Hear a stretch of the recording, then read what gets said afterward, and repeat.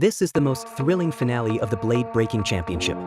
All 4 contestants are top-tier masters in the blade breaking field. One competitor's design was absolutely jaw-dropping, sending shockwaves through the entire venue.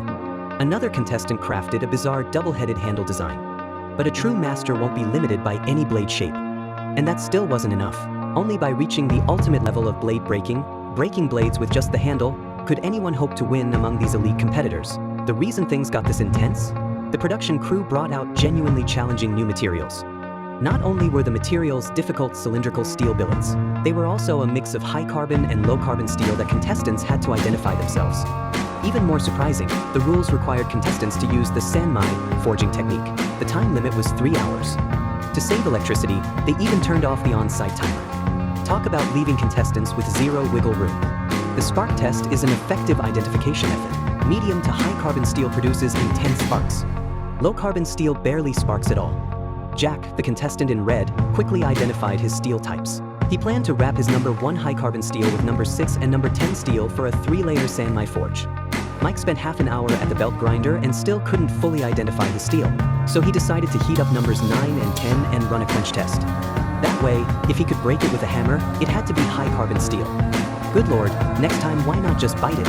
Might be faster. Nearby, Carl also decided to use quenching to identify his steel. Through a file test, he determined that number 3 had to be high-carbon steel. On the other side, Robert was brimming with confidence.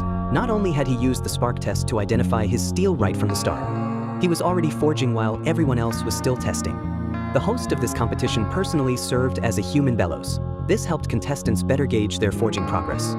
Mike figured the rules only required 3-layer construction without specifying proportions. So he just used 2 tiny pieces of mild steel for welding. Gotta admit, that's definitely one way to game the system. What do you guys think about it? Is that Sanmai? It's a Sansom. Meanwhile, Robert's 3-layer billet finished tempering and moved into the press welding phase. But for something called welding, why did the gap keep getting bigger with each press? Even the judges looked completely baffled. In the end, his 3-layer billet straight up fell apart during forging. Robert kicked the billet aside and decided to start from scratch. Over on the other side, Jack's 3-layer steel also blew apart. The shape was weird, but at least it was salvageable. Carl had already moved into the hammer shaping phase. His blade blank was curved like a banana. But Carl isn't your average smith. He just forced it straight with the hydraulic press. Mike's mini 3-layer steel may have bent the rules, but it sure made welding a whole lot easier. Half an hour left on the clock. Robert, starting over, began cutting his newly shaped billet. But he hadn't learned from his earlier mistake. The billet was still way too long. Even the judges were getting anxious watching. Sure enough, another disaster struck during pressing. At the same time, Carl became the first to complete his quench. His blade was hard and straight.